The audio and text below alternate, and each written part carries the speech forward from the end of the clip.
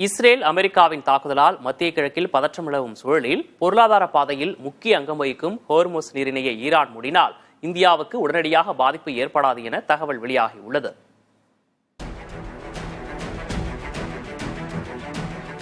உலகிலேயே மிக அதிக மக்கள் தொகை கொண்ட நாடான இந்தியா தனது எரிபொருள் தேவைக்கு 88% வெளிநாடுகளையே சார்ந்துள்ளது. உலகிலேயே கச்சா எண்ணெயை அதிகம் இறக்குமதி செய்யும் நாடும் இந்தியாதான். இந்நிலையில் ஹோர்முஸ் நீரிணை மூடப்பட்டால் இந்தியாவிற்கான கச்சா எண்ணெய் வரத்து மற்றும் எரிவாயு வரத்து என்னவாகும் என்ற அச்சமும் எழுந்துள்ளது. இந்தியா வாங்கும் கச்சா எண்ணெயில் 80% ஹோர்முஸ் நீரிணை வழியாக வருவதே இதற்கு காரணம். எனினும் ஹோர்முஸ் மூடப்படுவது குறித்து அச்சம் வேண்டாம் என்றும், கச்சா எண்ணெய்க்காக ஒரு சில நாடுகளை மட்டும் சார்ந்திராமல் பல நாடுகளிலிருந்தும் வாங்குவதால் பாதிப்பு வராது என்றும் மத்திய பெட்ரோலியத்துறை அமைச்சர் ஹர்தீப் சிங் புரி தெரிவித்துள்ளார். நமது எண்ணெய் நிறுவனங்களிடம் இன்னும் சில வாரங்களுக்கு தேவையான எண்ணெய் கையிருப்பு உள்ளதாகவும், மேலும் சில வழிகளில் தொடர்ச்சியாக எண்ணெய் கிடைக்க ஏற்பாடு செய்யப்பட்டிருப்பதாகவும் அவர் தெரிவித்துள்ளார். ரஷ்யா, அமெரிக்கா, மேற்கு ஆப்பிரிக்கா, தென் அமெரிக்கா ஆகிய இடங்களிலிருந்தும் இந்தியா கச்சா எண்ணெயை வாங்கி வருகிறது. எண்ணெய் தட்டுப்பாடின்றி கிடைக்கும் என்றாலும் சர்வதேச அளவில் அதன் விலை உயர்வு தவிர்க்க முடியாததாகிவிடும் என்றும் எரிசக்தி நிபுணர்கள் தெரிவித்துள்ளனர். தற்போது கச்சா எண்ணெய் விலை 5 மாதங்களில் இல்லாத அளவு அதிகரித்து ஒரு பீப்பாய் $77 உள்ளது. ஹோர்முஸ் நீரிணையை மூடும் நகர்வுகளை ஈரான் தொடங்கியுள்ள நிலையில் உலகெங்கும் பதற்றம் அதிகரித்துள்ளது.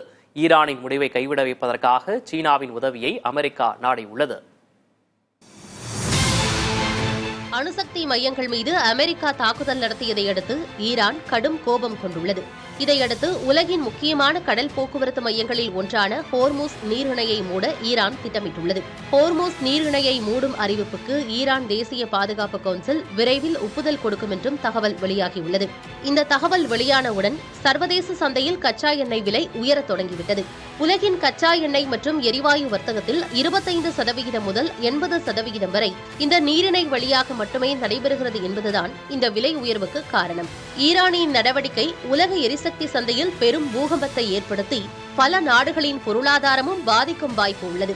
இதையடுத்து இம்முடிவை கைவிட ஈரானுக்கு அறிவுறுத்தும்படி சீனாவை தொடர்பு கொண்டு அமெரிக்க வெளியுறவுத்துறை அமைச்சர் மார்க்கோ ரூபியோ கேட்டுக் கொண்டுள்ளதாக தெரிகிறது. இஸ்ரேல் ஈரான் போர் தீவிரமாகும் நிலைமை காரணமாக மேற்கு ஆசிய நாடுகளுடன் நடைபெறும் வர்த்தகத்தில் கடுமையான பாதிப்பு ஏற்படக்கூடும் என வல்லுநர்கள் எச்சரிக்கின்றனர்.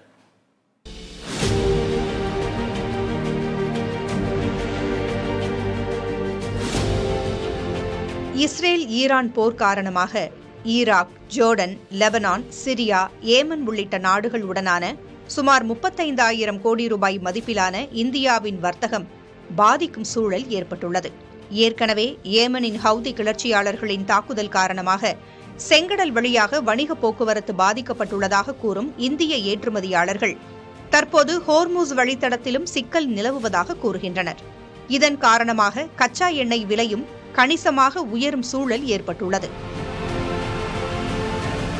கடந்த நிதியாண்டில் இந்தியாவிலிருந்து ஈரானுக்கு சுமார் 10,000 கோடி ரூபாய் மதிப்பில் ஏற்றுமதி செய்யப்பட்டிருந்த நிலையில் அங்கிருந்து 3,800 கோடி ரூபாய் மதிப்பில் இறக்குமதி செய்யப்பட்டிருக்கிறது. இந்தியாவிலிருந்து இஸ்ரேலுக்கு சுமார் 18,000 கோடி ரூபாய் மதிப்பில் ஏற்றுமதியும், அங்கிருந்து இந்தியாவிற்கு 13,000 கோடி ரூபாய் மதிப்பில் இறக்குமதியும் செய்யப்பட்டிருந்தது.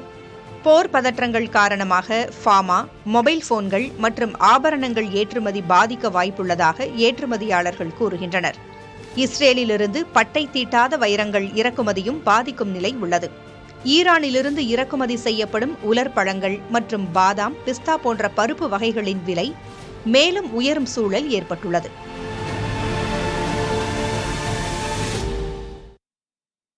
இஸ்ரேலும் அமெரிக்காவும் தாக்குதல் மேற்கொண்டு வரும் நிலையில் ஈரானுக்கு தேவையான உதவிகளை செய்ய தயார் என ரஷ்யா கூறியிருப்பது உலக அரசியலில் கவனம் பெற்றுள்ளது.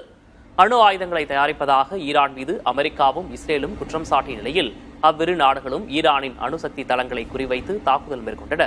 அத்துடன் ஈரானின் முக்கிய தலைவர்கள், ராணுவ அதிகாரிகளை குறிவைத்து இஸ்ரேல் தொடர் தாக்குதல் நடத்தி வருகிறது. இதனால் மத்திய கிழக்கில் பெரும் பதற்றம் நிலவும் சூழலில் ஈரான் அமைதியின் பாதைக்கு திரும்ப வேண்டும் என அமெரிக்கா கேட்டுக் கொண்டது. மறுபுறம் தங்கள் மீது தாக்குதல் நடத்தியதால் அமெரிக்காவும் இஸ்ரேலும் மிகப்பெரிய தவறு செய்துவிட்டதாக ஈரானின் அதிஉச்ச தலைவர் காமேனி தெரிவித்திருந்தார். இப்படியான சூழலில் ஈரானுக்கு தேவையான அனைத்து உதவிகளையும் செய்ய தயார் என ரஷ்யா கூறியிருக்கிறது. ஈரான் விவகாரத்தில் அமெரிக்கா தலையிடுவதை தவிர்க்க வேண்டும் எனவும் வலியுறுத்தியுள்ளது. இதனிடையே ஈரானுக்கு உதவுவது தொடர்பாக உயர் அதிகாரிகளுடன் ரஷ்ய அதிபர் புட்டின் ஆலோசனை மேற்கொண்டார். ஈராக் மற்றும் சிரியாவில் உள்ள அமெரிக்க முகாம்கள் மீது தாக்குதல் நடத்த ஈரான் ஆதரவு தீவிரவாதிகள் திட்டமிட்டுள்ளதாக தகவல்கள் வெளியாகியுள்ளன. தாக்குதல் நடத்த தீவிரவாத குழுக்களுக்கு ஈரான் உத்தரவிட்டுள்ளதாக அமெரிக்க உளவுத்துறை தெரிவித்துள்ளது. ஈரானின் 3 அணு உலைகள் மீது அமெரிக்கா தாக்குதல் நடத்தியுள்ள நிலையில் பதில் தாக்குதலை எதிர்கொள்ள நடவடிக்கைகள் மேற்கொள்ளப்பட்டு வருகின்றன. மேலும் உலகமெங்கும் உள்ள அமெரிக்கர்கள் பாதுகாப்பாக இருக்கும் வகையில் அந்நாட்டு அரசு வழிகாட்டுதல்களை வழங்கியுள்ளது. ஈரானுடன் அமெரிக்கா போர் புரியவில்லை என்றும் அணு ஆயுத தயாரிப்புக்கு எதிரான நடவடிக்கையில் மட்டுமே ஈடுபட்டுள்ளதாகவும் அமெரிக்க துணை அதிபர் JD வான்ஸ் தெரிவித்துள்ளார். ஈரானின் அணு ஆயுத தயாரிப்பை முறியடிக்கும் நோக்குடனேயே ஈரானின் 3 முக்கிய மையங்கள் மீது தாக்குதல் நடத்தப்பட்டதாகவும் அவர் குறிப்பிட்டார். ஈரான் அணு உலைகள் மீது தாக்குதல் நடத்த அதிபர் ட்ரம்ப் நிமிட பொழுதில் முடிவெடுத்தார் என்றும் JD வான்ஸ் தெரிவித்துள்ளார். போதைப்பொருள் பயன்படுத்திய வழக்கில் நடிகர் ஸ்ரீகாந்தை போதைப்பொருள் தடுப்பு நுண்ணறிவு பிரிவு போலீசார் கைது செய்துள்ளனர். ரோஜா கூட்டம், நண்பன் உள்ளிட்ட திரைப்படங்களில் நடித்து பிரபலமடைந்தவர் ஸ்ரீகாந்த். அவர் போதைப்பொருள் பயன்படுத்தியதாக குற்றச்சாட்டு எழுந்தது. இது தொடர்பாக காவல்துறை நடத்திய விசாரணையில் முன்னாள் அதிமுக பிரமுகர் பிரசாத் என்பவரிடமிருந்து நடிகர் ஸ்ரீகாந்த் போதைப்பொருள் வாங்கியது உறுதி செய்யப்பட்டது. ஸ்ரீகாந்தின் ரத்த மாதிரிகள் சேகரிக்கப்பட்டதை அடுத்து அவர் போதைப்பொருள் பயன்படுத்தியது கண்டுபிடிக்கப்பட்டது. இதனையடுத்து அவரை காவல்துறையினர் கைது செய்தனர். திருப்பரங்குன்றம் முருகன் கோவிலில் திருநீரை அழித்ததாக பாஜக முன்னாள் தலைவர் அண்ணாமலை விமர்சித்திருந்த நிலையில் அது குறித்து விசிக தலைவர் திருமாவளவன் விளக்கமளித்திருக்கிறார். நெற்றியை நான் துடைத்தேன், அது வழக்கமான ஒன்று. திருநீர் பார்த்து துடைக்கவில்லை. நெற்றிலே வேர்வை இருந்தாலோ அல்லது வேறு காரணம் வேறுத்திருக்கும். வழக்கமாக நான் எப்போதும் தலையை இப்படி நெற்றியை துடைப்பது வழக்கமானது. எந்த உள்நோக்கமும் இல்லாமல் நெற்றியை சரி செய்தேன் அல்லது துடைத்தேன். இதை வைத்துக்கொண்டு 1 வார காலமாக கடுமையாக விமர்சித்துக் கொண்டிருக்கிறது சங்கி கும்பல். 1 மணி நேரம் திருநீரை என் நெற்றியிலேயே வைத்திருந்த நான் கடைசியாக வண்டியில் ஏறுகிற போது அதை துடைத்தேன் என்றால் அது எப்படி இந்துக்களை அவமதித்ததாகும் அல்லது இந்துக்களின் மனதை புண்படுத்தியதாகும்? அதில் எனக்கு உடன்பாடு இல்லை என்றால் வைக்கும் போதே அதை தவிர்த்திருக்க முடியும்.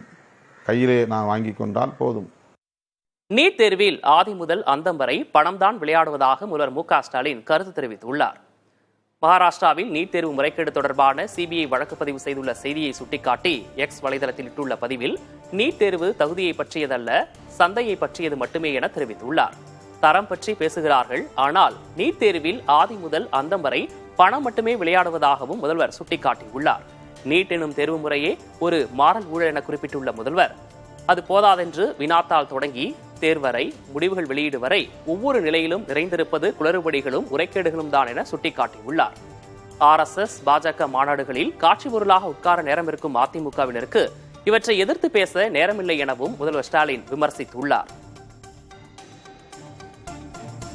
நடப்பு கல்வியாண்டில் தமிழகத்தில் உள்ள அரசு பள்ளிகளில் மாணவர் சேர்க்கை 3,35,000 கடந்துள்ளதாக தொடக்க கல்வி இயக்ககம் அறிவித்துள்ளது. நடப்பு கல்வியாண்டுக்கான வகுப்புகள் தொடங்கினாலும் மாணவர் சேர்க்கையும் நடந்து வருகிறது. LKGயில் 26,390 பேர் சேர்ந்துள்ளனர். 1ஆம் வகுப்பு தமிழ் வழியில் 1,82,178 பேரும், ஆங்கில வழியில் 54,684 பேரும் சேர்ந்துள்ளனர். 2ஆம் வகுப்பிலிருந்து 8ஆம் வகுப்பு வரை 72,186 பேர் என 3,35,000க்கும் அதிகமானோர் சேர்ந்துள்ளனர்.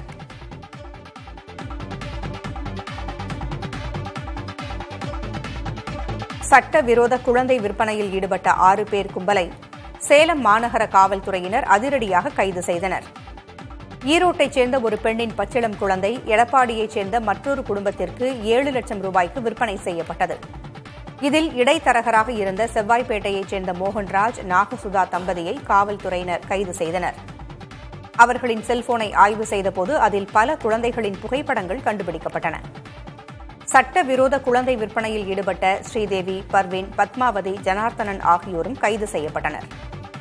குழந்தை பேரில்லாத தம்பதிகளையும் வறுமையில் உள்ள குடும்பத்தினரையும் குறிவைத்து கணிசமான தொகைக்கு குழந்தைகளை விற்பனை செய்தது விசாரணையில் தெரியவந்தது.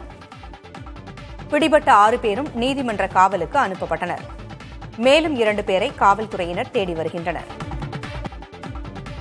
சேலத்தில் அன்புமணி தலைமையில் நடைபெற்ற பாமக பொதுக்குழு கூட்டத்தில் பங்கேற்ற மேற்கு மாவட்ட செயலரான மேட்டூர் எம்எல்ஏ சதாசிவம் பதவி பறிக்கப்பட்டு அவருக்கு பதிலாக விடிகாரனூர் ராஜேந்திரனை ராமதாஸ் நியமனம் செய்தார். தைலாபுரம் இல்லத்தில் பாமக நிறுவனர் மருத்துவர் ராமதாஸை சேலம், காஞ்சிபுரம், சென்னை மாவட்டங்களைச் சேர்ந்த நிர்வாகிகள் சந்தித்தனர். அப்போது எம்எல்ஏ சதாசிவம் நீக்கப்பட்டு முன்னாள் மாவட்ட அமைப்புச் செயலராக இருந்த விடிகாரனூர் ராஜேந்திரனை நியமித்ததற்கான கடிதத்தை ராமதாஸ் அளித்தார். பாமக நிறுவனர் ராமதாஸின் தைலாபுரம் இல்லத்தில் ஒட்டப்பட்டிருந்த அன்புமணியின் போஸ்டர்கள் அகற்றப்பட்டுள்ளன. தைலாபுரம் இல்லத்தின் முன்பாக ராமதாஸ் மற்றும் அன்புமணி ஆகியோர் இடம்பெற்றிருந்த போஸ்டர்கள் ஒட்டப்பட்டிருந்தன. இந்நிலையில் அந்த போஸ்டர்கள் அகற்றப்பட்டிருப்பது கட்சியில் மீண்டும் சலசலப்பை ஏற்படுத்தியுள்ளது. பாமகவின் தலைவர் தாம்தான் என்றும் அன்புமணி செயல் தலைவராக இருப்பார் எனவும் அண்மையில் ராமதாஸ் அறிவித்தார். தலைவரை நீக்கும் பொறுப்பு பொதுக்குழுவுக்கே உண்டு என அன்புமணி கூறியதால் தந்தை மகனிடையே மனக்கசப்பு அதிகமானது. வரலாற்றில் முதன்முறையாக மின்சார பயணிகள் விமானம் அமெரிக்காவின் கிழக்கு ஹாம்ப்டன் பகுதியிலிருந்து ஜான் எஃப் கெனடி விமான நிலையத்திற்கு பறந்துள்ளது. பீட்டா டெக்னாலஜியின் ஆலியா CX-300 விமானம் 4 பயணிகளுடன் சென்றுள்ளது. கிழக்கு ஹாம்ப்டன் பகுதியிலிருந்து அரை மணி நேரத்தில் சுமார் 130 கிலோமீட்டர் தூரம் வரை சென்று கெனடி விமான நிலையத்தை அடைந்ததாக கூறப்படுகிறது.